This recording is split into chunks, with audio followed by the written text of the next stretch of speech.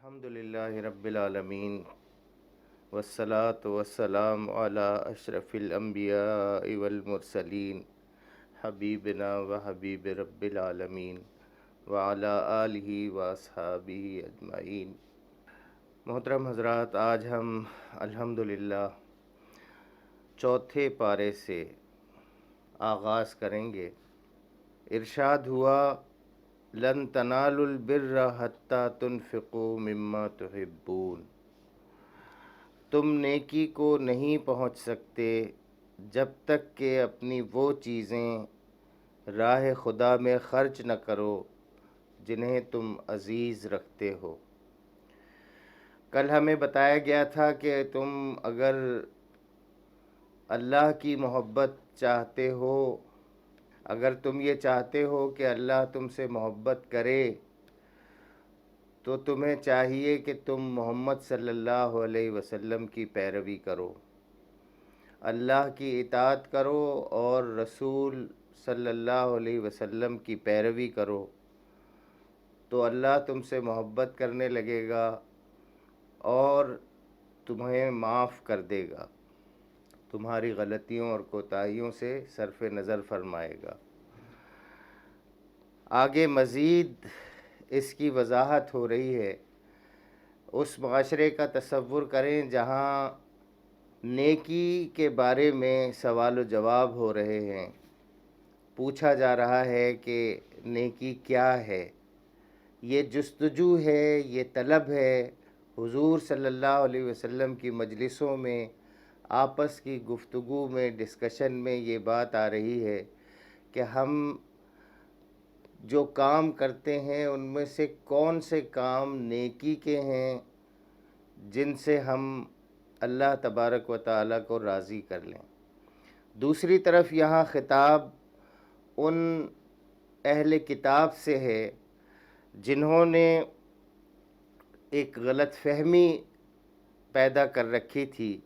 وہ نیکی کے بارے میں یہ تصور رکھتے تھے کہ اور جو صدیوں سے ان کے ہاں چلا آ رہا تھا، جو شرعی رنگ ڈھنگ تھا، خاص ظاہری شکل ان کے ہاں بن گئی تھی، اور بس اس کا پورا چربہ انسانی زندگی میں اتار لینا اور ان کے علماء کی جو وہ بال کی کھال باتوں میں نکالتے تھے، یہ ایسے نہیں ایسے ہے، ایسے نہیں ایسے ہے، اور اس بال کی کھال نکال کے انہوں نے ایک لمبا چوڑا فقہی نظام بنا لیا تھا، اور اس کے مطابق رات دن کے جو چھوٹے چھوٹے ضمنی اور فروعی معاملات تھے ان کو ناپ تول کرتے رہتے تھے۔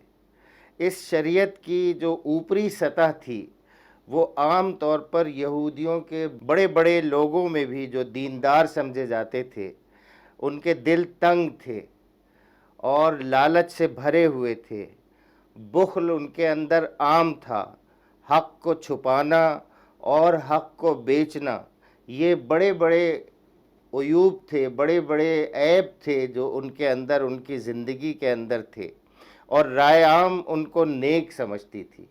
چنانچہ اس غلط فہمی کو اس آیت کے ذریعے سے دور کیا جا رہا ہے کہ کہیں اہل اسلام، کہیں اہل ایمان بھی اسی ظاہری رکھ رکھاؤ کو اختیار نہ کر لیں اور اسی کو نیکی نہ سمجھ لیں۔ نیک انسان ہونے کا مقام ان چیزوں سے بہت بالا ہے جن کو تم نے خیر اور فلاح اور نیکی سمجھ رکھا ہے۔ نیکی کی اصل روح کیا ہے وہ بتائی جا رہی ہے۔ مما تحبون، یعنی لن تنالوا البر، تم پہنچ ہی نہیں سکتے ہرگز نیکی تک، حتی تنفقوا مما تحبون، گویا سب سے پہلی چیز جو ہے وہ اللہ کی محبت ہے، اس کی رضا کا حصول ہے، اور اس کے مقابلے میں دنیا کی کوئی چیز بھی انسان کے پیش نظر نہ ہو۔ اللہ کی رضا کے حصول کے علاوہ کوئی چیز مطلوب نہ ہو، کوئی چیز مقصود نہ ہو، کوئی چیز محبوب نہ ہو۔ لا محبوب الا اللہ، لا مطلوب الا اللہ، لا مقصود الا اللہ۔ تو اللہ کی محبت جس کے خلاف کے مقابلے میں جس چیز کی بھی محبت آدمی کے دل میں اتنی غالب آ جائے کہ وہ اسے خدا کی محبت پر قربان نہ کر سکتا ہو، بس سمجھ لینا چاہیے کہ وہی بت ہے۔ اور جب تک انسان اس بت کو یا ان بتوں کو ڈھونڈ ڈھونڈ کر اپنے دل کے نہا خانے سے بھی نکال باہر نہ کرے، توڑ نہ دے، اس وقت تک اس پر نیکی کے دروازے بند ہیں۔ دنیا کی محبت، اولاد کی محبت، رشتہ داروں کی محبت، برادری کی محبت، خاندان کی محبت، ملک کی محبت، قوم کی محبت، یہ ساری محبتیں یہ دراصل عصبیت کا باعث بنتی ہیں، تعصب کا باعث بنتی ہیں، اور انسان کے زندگی کے فیصلے پھر ان محبتوں کے تابع ہو جاتے ہیں۔ اس کے برعکس ان ساری محبتوں کو اللہ تبارک و تعالی چاہتا ہے کہ انسان اپنے دل سے نکالے اور اپنے دل کو پاکیزہ کرے، اور اس میں کس کی محبت ڈالے؟ صرف اللہ کی محبت۔ اور یہ سارے کام جو زندگی میں ہونے ہیں، جو زندگی میں سب کیے جاتے ہیں، یہ اللہ کے لیے ہو جائیں، فی سبیل اللہ ہو جائیں۔ ہم جو کھانا کھاتے ہیں یہ بھی ہم اللہ کے لیے کھائیں کہ ہم اپنے جسم کو اتنی طاقت دیں کہ اللہ تبارک و تعالیٰ نے جو مشن ہمارے پیش ہمارے سامنے رکھا ہے اس کو ہم پورا کرنے کی طاقت حاصل کر سکیں۔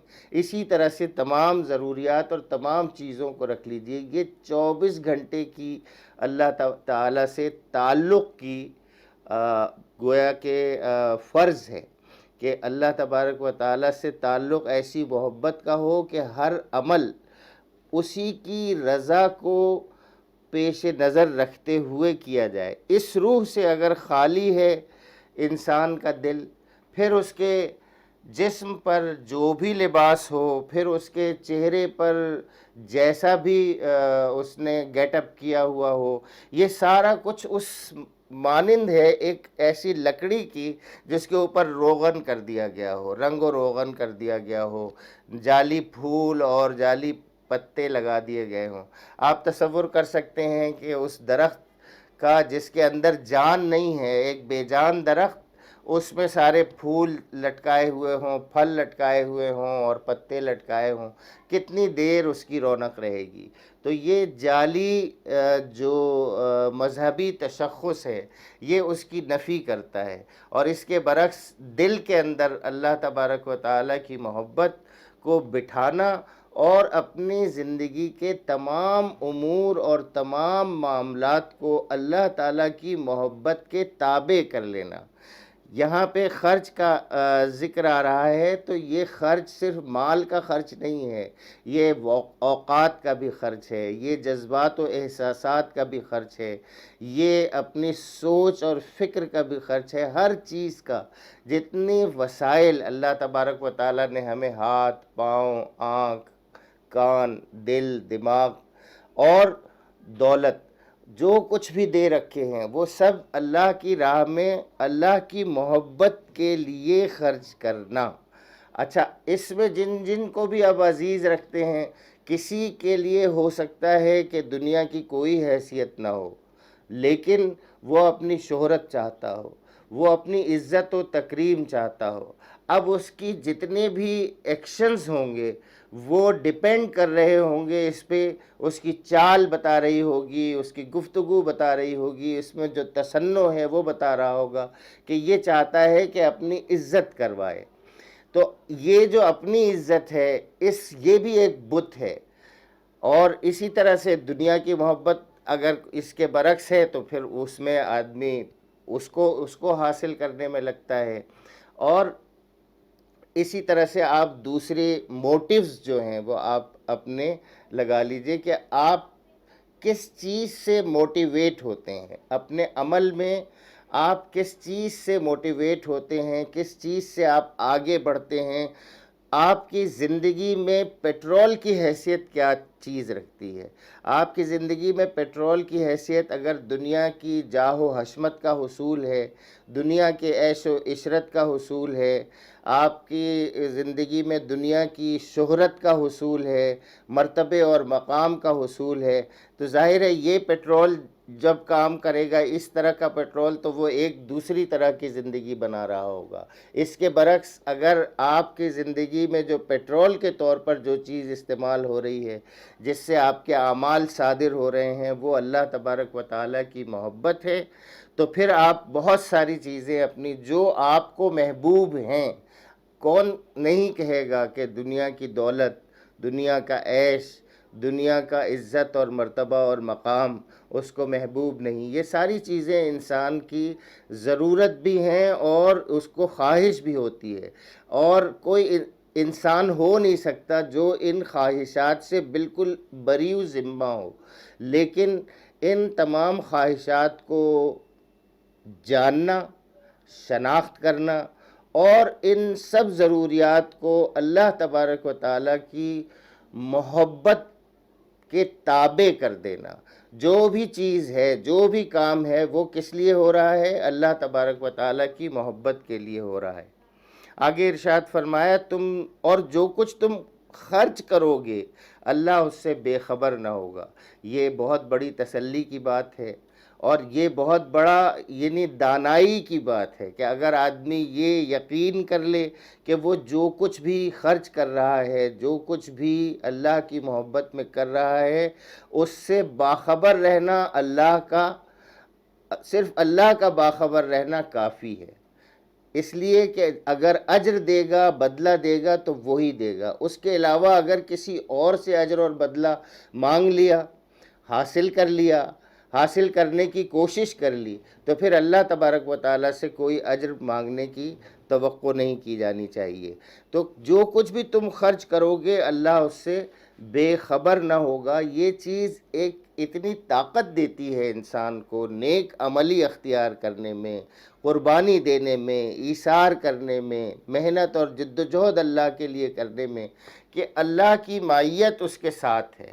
ہر وقت یہ تصور کہ اللہ اس کے ساتھ ہے، وہ دیکھ رہا ہے اور وہ ساری چیزوں سے باخبر ہے، تو پھر اس کے بعد انسان کی پرفارمنس یہاں سے بالکل وہاں پہنچ جاتی ہے۔ آپ عام زندگی میں بھی تصور کر سکتے ہیں کہ جو لوگ یہ جان کر کام کر رہے ہوتے ہیں کہ ان کا باس ان سے باخبر ہے، پوری طرح سے باخبر ہے، ان کی پرفارمنس بڑھی ہوئی ہوتی ہے۔ اس کے برعکس جو لوگ یہ جانیں کہ ان کا باس بے خبر ہے، لاپرواہ ہے، اس کو نہیں معلوم کہ میں کیا اس کے لیے کیا قربانیاں دے رہا ہوں، کتنی محنتیں کر رہا ہوں، نہ وہ کبھی اپریشیٹ کرتا ہے، نہ وہ کبھی ایکنالج کرتا ہے، تو رفتہ رفتہ اس کی پرفارمنس ڈھیلی ہوتی جاتی ہے، گرتی چلی جاتی ہے، نیچے ہوتی چلی جاتی ہے۔ یہ عام زندگی کی مینجمنٹ ہے۔ اس کے برعکس اللہ تبارک و تعالی یہ یقین دلا رہا ہے، یہ بتا رہا ہے کہ آپ جو کچھ بھی کریں گے اللہ تبارک و تعالی اس سے بے خبر نہیں ہوگا۔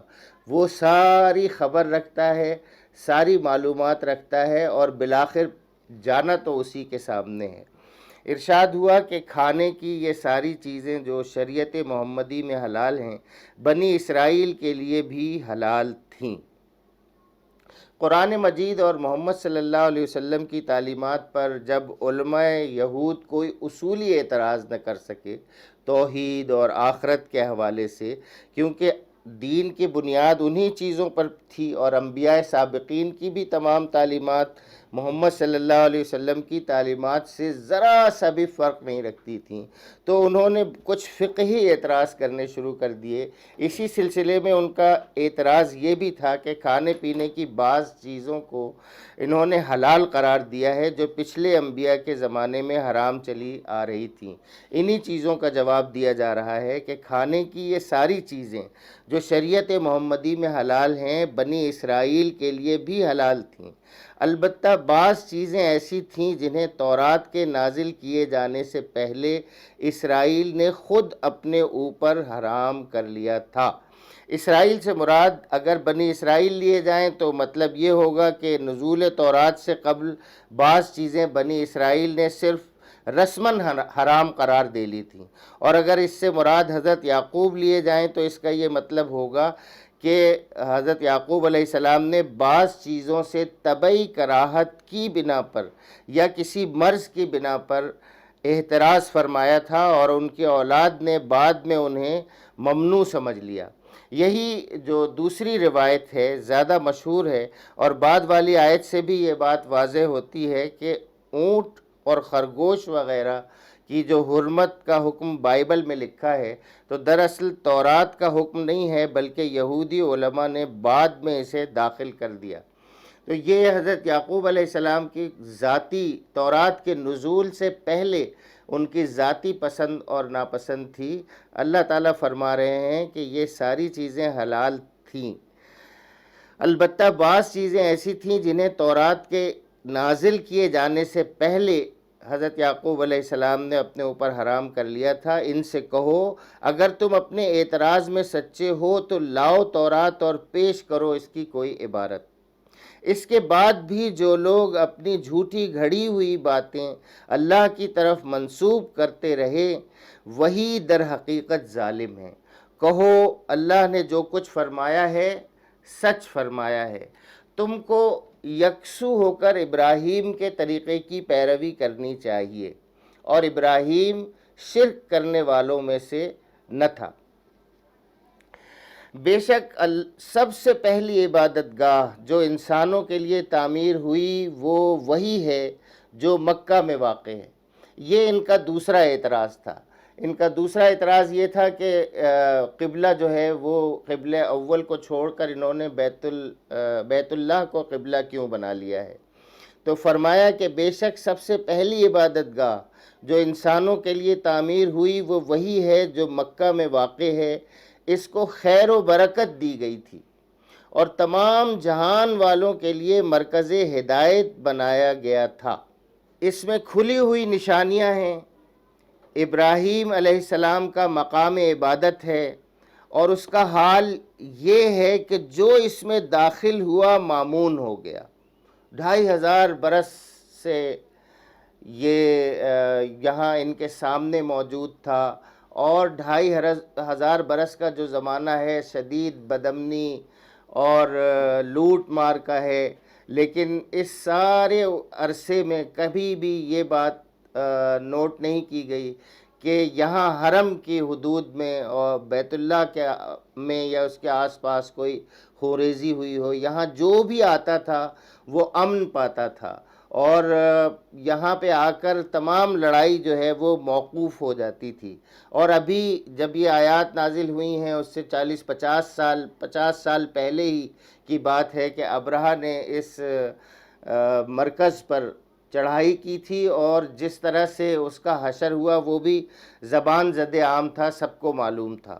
لوگوں پر اللہ کا حق ہے کہ جو اس گھر تک پہنچنے کی استطاعت رکھتا ہو وہ اس کا حج کرے، اور جو کوئی اس حکم کی پیروی سے انکار کرے تو اسے معلوم ہونا چاہیے کہ اللہ تمام دنیا والوں سے بے نیاز ہے۔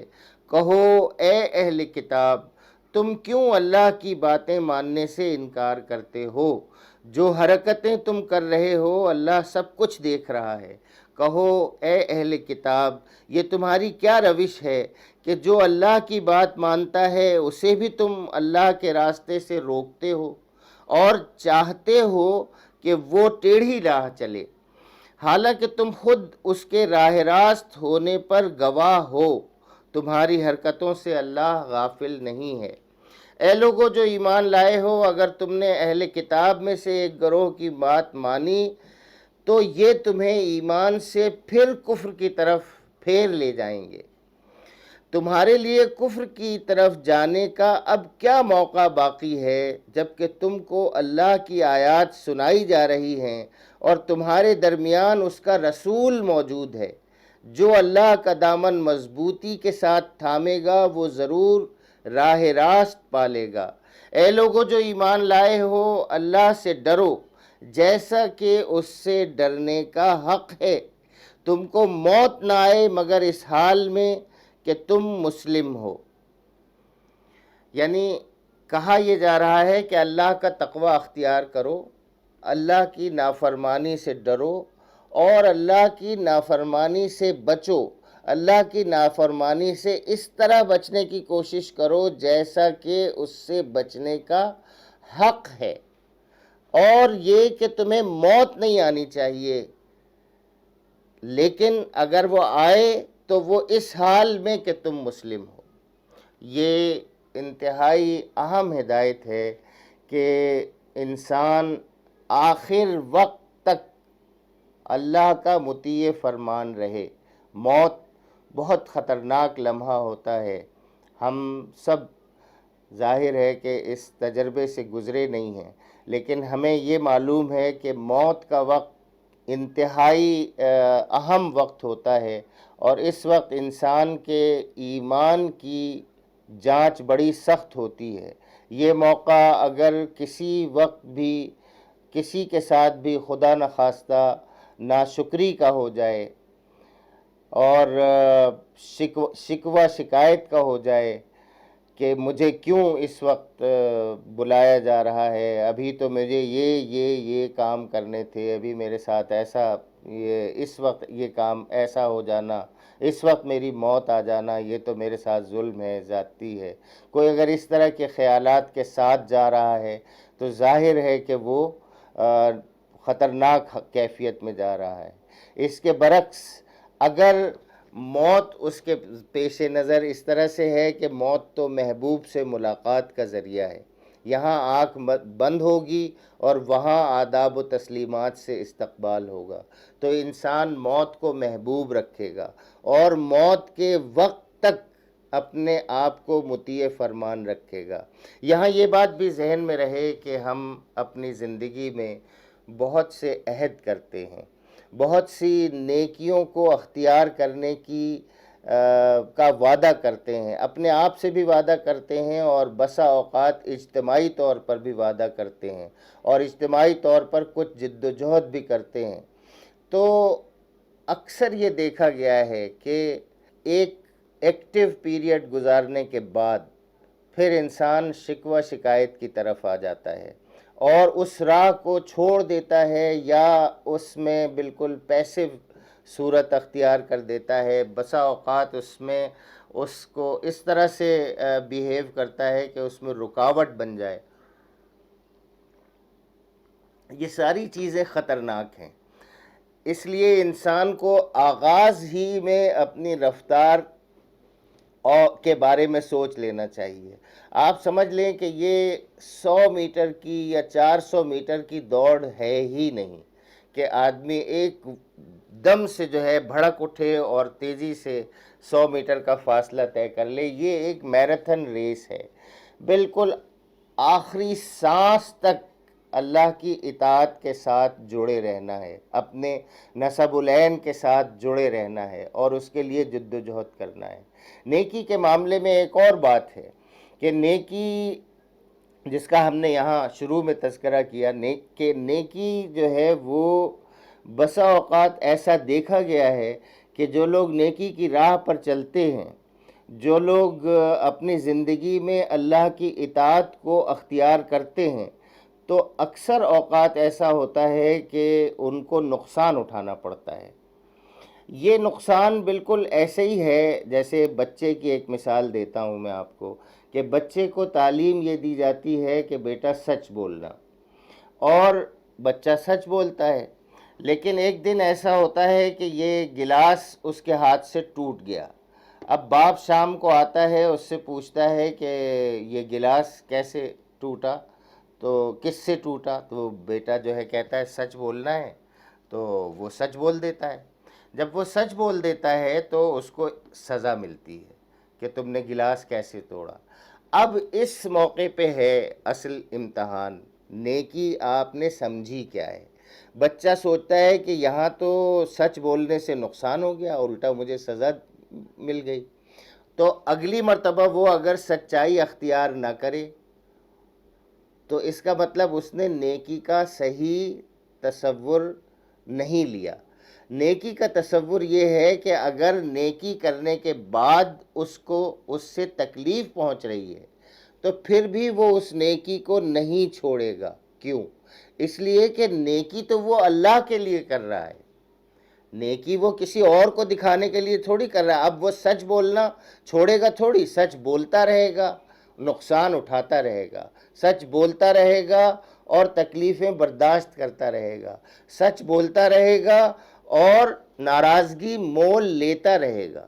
کیوں؟ اس لیے کہ وہ سچائی کو اختیار کر رہا ہے اللہ کی طرف سے. تو بسا اوقات یہ دیکھا گیا ہے کہ بچے کہتے ہیں کہ ابا کو نیک ہونے کا کیا فائدہ ہوا، ابا کو اس راہ میں جد و جہد کرنے کا کیا فائدہ ہوا، فلاں نے تو اتنے فائدے اٹھا لیے، فلاں نے اتنے فائدے اٹھا لیے، اس کو دیکھیے، اس کو دیکھیے. تو بچے کہتے ہیں کہ بس پھر وہ اس راہ سے مختلف راہ اختیار کر رہے ہوتے ہیں یا اپنے باپ کو ہی وہ سمجھا رہے ہوتے ہیں. یہاں اس سے معلوم ہوا کہ نیکی کا تصور ہی نہیں تھا. نیکی کا تصور تو یہ ہے کہ اگر آپ نے نیکی کی راہ اختیار کی ہے، اطاعت کی راہ اختیار کی ہے، فرما برداری کی راہ اختیار کی ہے، تو اب اس میں جتنے مصائب آتے ہیں ان سب کو جھیلنا ہے. جتنے انڈیو فیور آپ لینا چاہتے ہیں اور آپ لینے سے رک جاتے ہیں، تب بھی آپ کو کوئی ملال اس کا نہیں ہونا چاہیے. آپ کے سامنے آپ کے ساتھ چلنے والے لوگ برائی اختیار کرتے ہیں یا نیکی کو چھوڑ دیتے ہیں اور کوئی چانس سے فائدہ اٹھا کے کہیں سے کہیں پہنچ جاتے ہیں، اس کے باوجود بھی آپ کو ان کو دیکھ کر للچانا نہیں چاہیے. اگر آپ یہ ساری چیزیں اپنی اولاد کے سامنے کر رہے ہوں، باہر آپ جو کچھ بھی کر رہے ہوں اور اندر آ کر آپ اس نیکی اور اس نیک عمل اور اس نیک جد و جہد کے بارے میں شکوہ شکایت کر رہے ہوں اور لوگوں کی برائیاں کر رہے ہوں، تو اس سے بچوں کی کیا تربیت ہوگی؟ بچوں کی تربیت وہی ہوگی جو آخر میں بچے یہ کہیں گے کہ ابا کو ہمارے کیا فائدہ ہوا، نیکی کی راہ پر چلنے کا، اس جد و جہد میں شامل ہونے کا کیا فائدہ ہوا. اور وہ نیکی کو سمجھ نہیں پائیں گے، چنانچہ وہ نیکی کی راہ سے نکل جائیں گے. تو یہاں کہا جا رہا ہے کہ اے لوگو جو ایمان لائے ہو، اللہ کا تقوی اختیار کرو، اللہ کی نافرمانی سے بچو اور اس طرح سے بچو جیسا کہ بچنے کا حق ہے، اور تم کو موت نہ آئے مگر اس حال میں کہ تم مطیع فرمان ہو. تم مرتے دم تک اللہ کے فرما بردار رہو اور اللہ کے وفادار رہو. سب مل کر اللہ کی رسی کو مضبوطی سے پکڑ لو. اب یہ ایک آدمی کے کرنے کا کام نہیں ہے، کہا ہی جا رہا ہے کہ سب مل کر اللہ کی رسی کو مضبوطی سے پکڑ لو. اللہ کی رسی کیا ہے؟ قرآن مجید. یہ اللہ کی رسی ہے، مضبوط پکڑ لو اور تفرقے میں نہ پڑو. یعنی آپ ایک دوسرے سے گروہ بندی اختیار نہ کریں. یہ گروہ بندی کس وجہ سے ہوتی ہے؟ اس گروہ بندی کا بنیادی سبب ذاتی انا ہوتی ہے. ذاتی انا جیسا پہلے ذکر ہوا کہ اگر دل میں ذاتی انا ہے، اپنی ذات کی پروجیکشن ہے، اپنے ذات کے گرد کچھ اپنے حامیوں کا ٹولہ بنا کر اور اپنی حمایت میں ان کو نکالنا اور کھڑا کرنا ہے، فرقہ بازی سے بچ نہیں پائیں گے. لیکن اگر آپ اس بات پر اتفاق کر لیں کہ قرآن مجید جو کہتا ہے ہم اس کو مانیں گے اور اس کے مطابق اپنی زندگی کو گزاریں گے، اجتماعی زندگی کو گزاریں گے، تو یہی اللہ کی رسی ہے جس کو آپ نے مضبوطی سے تھامنا ہے. اللہ کے اس احسان کو یاد رکھو جو اس نے تم پر کیا ہے. اب یہ محمد صلی اللہ علیہ وسلم اور ان کے ساتھیوں سے خطاب ہے. تم ایک دوسرے کے دشمن تھے. یہ اوس اور خزرج ایک دوسرے کے دشمن تھے، لڑائیاں ان میں ہوتی تھیں اور مدتوں چلتی تھیں. اللہ کہتا ہے اس نے تمہارے دل جوڑ دیے، ایمان کی وجہ سے جوڑ دیے، اس لیے کہ ایک اوسی کے دل میں بھی اللہ کی محبت ہے اور ایک خزرجی کے دل میں بھی اللہ کی محبت ہے.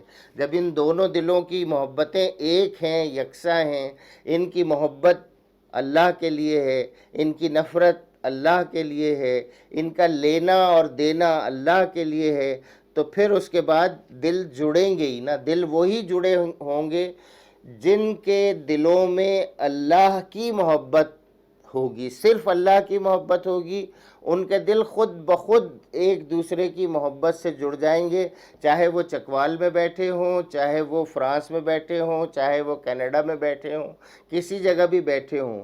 جب وہ بات کر رہے ہوں گے، اگر وہ اللہ کی محبت کے ساتھ بات کر رہے ہوں گے تو یہ آپس میں ایک دوسرے سے محبت کرنے والے خود جڑ جائیں گے۔ یہ آج کے لیے ہے کہ جن لوگوں کے دل اللہ کی محبت ہی کے لیے ہیں، وہ ایک دوسرے سے خود بخود محبت رکھتے ہیں، زیادہ دیر نہیں لگتی ان کو ایک دوسرے سے قریبی تعلق، بالکل بھائیوں جیسا تعلق، بلکہ اس سے بڑھ کے تعلق پیدا ہونے میں کوئی دیر نہیں لگتی۔ اسی طرح سے اوس و خزرج اور جو دوسرے مسلمان تھے، ان کے دل بھی آپس میں جڑنے میں ذرا برابر دیر نہیں لگی۔ جیسے ہی ایمان نے ان کے دلوں میں جگہ بنائی، جیسے ہی اللہ کی محبت ان کے دلوں میں آ گئی، وہ ان کے دل آپس میں جڑ گئے۔ یہ کیا ہوا؟ یہ صرف اللہ کا فضل تھا۔ اللہ کے فضل و کرم سے بھائی بھائی بن گئے۔ ورنہ اس سے پہلے کیا تھا؟ تم آگ کے بھرے ہوئے ایک گڑھے کے کنارے کھڑے تھے، اللہ نے تم کو اس سے بچا لیا۔ آگ کا گڑھا کیا ہے؟ ظاہر ہے جہنم ہے۔ اگر فرقہ بازی ہوگی، تفرقہ بازی ہوگی، ایک دوسرے کو نیچا دکھانے کی کوشش ہوگی تو یہ دنیا بھی جو ہے وہ آگ کا گڑھا ہی بن جائے گی، آج جیسا کہ بنی ہوئی ہے۔ ایک دوسرے کے اس کے حسد کی آگ میں جل کے، یہ حسد کی آگ کیا ہے؟ یہ جہنم کی آگ ہی کی تپش ہے۔ یہ جو ایک دوسرے سے تفرقہ بازی کے ذریعے سے مقابلہ ہوتا ہے اور ایک دوسرے کو برا بھلا کہا جاتا ہے، ایک دوسرے کو نیچا دکھانے کی کوشش کی جاتی ہے، اس کے بعد انسان کے جسم پر اور اس کے اندرونی اعضائے رئیسہ پر برے اثرات پڑتے ہیں اس کے۔ تو یہ سارے اس کا، اور وہ مختلف طرح سے ڈپریشن کا شکار ہوتا ہے، نفسیاتی امراض کا شکار ہوتا ہے۔ آج دنیا سب سے زیادہ جو انسان متاثر ہو رہے ہیں وہ نفسیاتی امراض سے متاثر ہو رہے ہیں۔ کیوں؟ اس وجہ سے کہ دل آپس میں جڑے ہوئے نہیں ہیں، دلوں میں دوسری طرح کی محبتیں ہیں، اور وہ سب ایک دوسرے سے مقابلے میں، ایک دوسرے سے حسد اور جلن میں لگے ہوئے ہیں، ایک دوسرے کو نیچا دکھانے میں لگے ہوئے ہیں۔ اس کی تپش جو ہے وہ محسوس ہوتی ہے پوری زندگی میں۔ انسانی آج اجتماعی زندگی میں غالب ہے، صرف اسی وجہ سے کہ دلوں میں اللہ کی محبت نہیں ہے۔ تو لیکن اللہ تبارک و تعالیٰ نے ان کو اس آگ سے بچا لیا۔ اس طرح اللہ اپنی نشانیاں تمہارے سامنے روشن کرتا ہے، شاید کہ ان علامتوں سے تمہیں اپنی فلاح کا سیدھا راستہ نظر آ جائے۔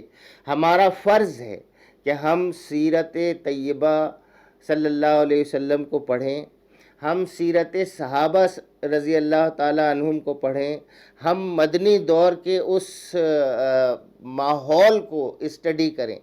یہ کیس اسٹڈی کے طور پر ہمیں سمجھنا چاہیے کہ کیسے ان کے دل اللہ کی محبت سے ایک دوسرے سے جڑ گئے تھے، کیسے وہ بھائی بھائی بن گئے تھے، اور اس معاشرے میں کتنی رحمت تھی، اور کتنی، یعنی وہاں بیماریاں ختم ہو گئی تھیں، نہ ہونے کے برابر ہو گئی تھیں۔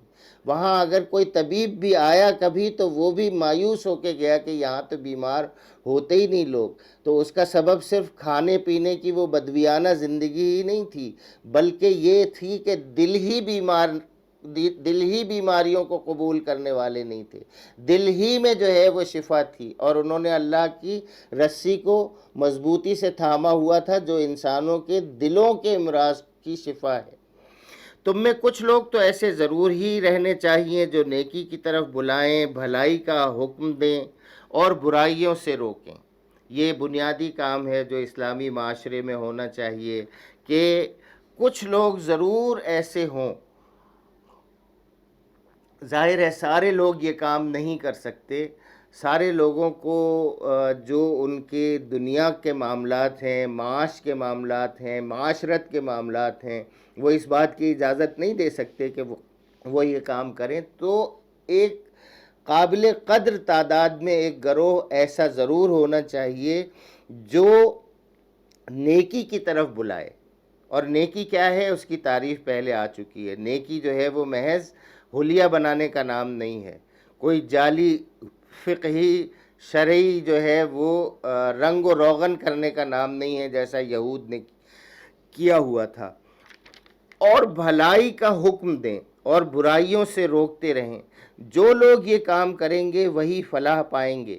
کہیں تم ان لوگوں کی طرح نہ ہو جانا جو فرقوں میں بٹ گئے اور کھلی کھلی واضح ہدایات پانے کے بعد پھر اختلافات میں مبتلا ہو گئے۔ یہ پچھلی امتوں کا حال یہی تھا کہ انبیاء تو ان کو کھلی کھلی واضح ہدایات دے کر گئے تھے، کتاب دے کر گئے تھے، قانون دے کر گئے تھے، اپنی سیرت دے کر گئے تھے، لیکن ان کے جانے کے بعد لوگوں نے اپنے آپ کو اونچا دکھانے کے لیے، دوسروں کو نیچا دکھانے کے لیے انہوں نے چھوٹی چھوٹی باتوں پہ جھگڑے کرنا شروع کیے، چھوٹی چھوٹی باتوں پر انہوں نے گروہ بنا لیے۔ جیسے ہم نماز کے بارے میں دیکھتے ہیں، جیسے ہم دوسرے جو ہمارے معاملات ہیں ان کے بارے میں ہم دیکھتے ہیں کہ کس طرح چھوٹی چھوٹی سی باتوں پہ فرقے بن گئے ہیں، جب اصولی باتوں کی بات جہاں پہ بھی بیٹھ کے ہوتی ہے ان میں اتفاق ہوتا ہے۔ تو جو لوگ یہ کام کریں گے وہی فلاح پائیں گے۔ کہیں تم ان لوگوں کی طرح نہ ہو جانا جو فرقوں میں بٹ گئے اور کھلی کھلی واضح ہدایات پانے کے بعد پھر اختلافات میں مبتلا ہو گئے۔ جنہوں نے یہ روش اختیار کی وہ اس روز سخت سزا پائیں گے، جبکہ کچھ لوگ سرخ رو ہوں گے اور کچھ لوگوں کا منہ کالا ہوگا۔ جن کا منہ کالا ہوگا ان سے کہا جائے گا کہ نعمت ایمان پانے کے بعد بھی تم نے کافرانہ رویہ اختیار کیا۔ آپ یہ ساری پچھلی اگر بات پڑھیں کہ جو لوگ اللہ کی رسی کو چھوڑ کر فرقہ بندیوں میں پڑ گئے، ایک دوسرے کو نیچا دکھانے کی دھن میں لگ گئے اور گروہ بندی میں پڑ گئے، اللہ تبارک و تعالیٰ اس رویے کو کافرانہ رویہ کہتا ہے، اور یہ کہتا ہے کہ روز حشر سرخرو کچھ لوگ ہوں گے، وہ لوگ ہوں گے سرخرو جو نیکی کو اختیار کریں گے، اللہ کی رسی کو مضبوطی سے تھام لیں گے، جن کے دل آپس میں جڑے ہوئے ہوں گے، جو بھائی بھائی کی طرح سے رہ رہے ہوں گے، یہ سرخرو ہوں گے۔ اس کے برعکس جو لوگ رویہ اختیار کریں گے ان کے منہ کالے ہوں گے، اور ان سے کہا جائے گا کہ تم نعمت ایمان پانے کے بعد، کتنی افسوس کی بات ہے، ایمان لانے کے بعد اللہ پر پھر تم نے یہ رویہ اختیار کیا، کافرانہ رویہ۔ اچھا تو اب اس کفران نعمت کے سلسلے میں عذاب کا مزہ چکھو۔ کتنا رحیم ہے ہمارا رب جو ہمیں پیشگی مطلع کر رہا ہے۔ پہلے ابھی وقت ہے ہمارے پاس کہ ہم اپنے معاملات کو سدھار لیں۔ رہے وہ لوگ جن کے چہرے روشن ہوں گے تو ان کو اللہ کے دامن رحمت میں جگہ ملے گی۔ اللہم اجعلنا منہم۔ اللہ تعالی ہمیں ان لوگوں میں شامل کرے اور ہمیشہ وہ اسی حالت میں رہیں گے۔ یہ اللہ کے ارشادات ہیں جو ہم تمہیں ٹھیک ٹھیک سنا رہے ہیں، کیونکہ اللہ دنیا والوں پر ظلم کرنے کا کوئی ارادہ نہیں رکھتا۔ زمین و آسمان کی ساری چیزوں کا مالک اللہ ہے اور سارے معاملات اللہ ہی کے حضور پیش ہوتے ہیں۔ اب دنیا میں وہ بہترین گروہ تم ہو جسے انسانوں کی ہدایت و اصلاح کے لیے میدان میں لایا گیا ہے۔ تم نیکی کا حکم دیتے ہو، بدی سے روکتے ہو اور اللہ پر ایمان رکھتے ہو۔ یہ اہل کتاب ایمان لاتے تو انہی کے حق میں بہتر تھا، اگرچہ ان میں کچھ لوگ ایماندار بھی پائے جاتے ہیں، مگر ان کے بیشتر افراد نافرمان ہیں۔ یہ تمہارا کچھ بگاڑ نہیں سکتے، زیادہ سے زیادہ بس کچھ ستا سکتے ہیں۔ اگر یہ تم سے لڑیں گے تو مقابلے میں پیٹھ دکھائیں گے، پھر ایسے بے بس ہوں گے کہ کہیں سے ان کو مدد نہ ملے گی۔ یہ جہاں بھی پائے گئے ان پر ذلت ہی کی مار پڑی، کہیں اللہ کے ذمے یا انسانوں کے ذمے میں پناہ مل گئی تو یہ اور بات ہے۔ یہ اللہ کے غضب میں گھر چکے ہیں، یہ اللہ کی آیات سے کفر کرتے رہے اور انہوں نے پیغمبروں کو ناحق قتل کیا۔ یہ ان کی نافرمانیوں اور زیادتیوں کا انجام ہے، مگر سارے اہل ایمان یکساں نہیں ہیں۔ ان میں کچھ لوگ ایسے بھی ہیں جو راہ راست پر قائم ہیں، راتوں کو اللہ کی آیات پڑھتے ہیں اور اس کے آگے سجدہ ریز ہوتے ہیں، اللہ اور روز آخرت پر ایمان رکھتے ہیں، نیکی کا حکم دیتے ہیں، برائیوں سے روکتے ہیں اور بھلائیوں کے کاموں میں سرگرم رہتے ہیں۔ یہ صالح لوگ ہیں، اور جو نیکی بھی یہ کریں گے ان کی ناقدری نہ کی جائے گی۔ اللہ پرہیزگار لوگوں کو خوب جانتا ہے۔ رہے وہ لوگ جنہوں نے کفر کا رویہ اختیار کیا تو اللہ کے مقابلے میں ان کو نہ ان کا مال کچھ کام دے گا، نہ اولاد، وہ تو آگ میں جانے والے لوگ ہیں اور آگ ہی میں ہمیشہ رہیں گے۔ جو کچھ وہ اپنی اس دنیا کی زندگی میں خرچ کر رہے ہیں اس کی مثال اس ہوا کی سی ہے جس میں پالا ہو اور وہ ان لوگوں کی کھیتی پر چلے جنہوں نے اپنے اوپر آپ ظلم کیا ہے اور اسے برباد کر کے رکھ دے۔ اللہ نے ان پر ظلم نہیں کیا، در حقیقت یہ خود اپنے اوپر ظلم کر رہے ہیں۔ اے لوگو جو ایمان لائے ہو، اپنی جماعت کے لوگوں کے سوا دوسروں کو اپنا رازدار نہ بناؤ، وہ تمہاری خرابی کے کسی موقع سے فائدہ اٹھانے میں نہیں چوکتے۔ اب یہ مدینہ طیبہ کی حالات پیش نظر رہیں، یہودی کس طرح سے سازشیں کرتے تھے اور مسلمانوں میں تفرقہ پھیلانے کی کوشش کرتے تھے۔ یہ ان کے بارے میں ہدایت کی جا رہی ہے کہ اب حالات ایسے ہیں کہ ان کے ساتھ تمہارے صدیوں کے گو کے تعلقات ہیں، لیکن ان کے ساتھ تعلقات میں یہ خیال رکھنا کہ کہیں تم اپنی راز کی باتیں، آپس کے تعلقات کی باتیں، آپس کے مسائل ان کے ساتھ ڈسکس نہ کرو۔ کیوں؟ اس لیے کہ اگر تم ان کو رازدار بنا لو گے تو وہ تمہاری خرابی کا کہ کسی موقع سے فائدہ اٹھانے میں نہیں چوکیں گے۔ تمہیں جس چیز سے نقصان پہنچے وہی ان کو محبوب ہے، ان کے دل کا بغض ان کے منہ سے نکلا پڑتا ہے، اور جو کچھ وہ اپنے سینوں میں چھپائے ہوئے ہیں وہ اس سے زیادہ شدید ہے۔ ہم نے تمہیں صاف صاف ہدایات دے دی ہیں، اگر تم عقل رکھتے ہو تو ان سے تعلق رکھنے میں احتیاط برتو گے۔ تم ان سے محبت رکھتے ہو مگر وہ تم سے محبت نہیں رکھتے، حالانکہ تم تمام کتب آسمانی کو مانتے ہو۔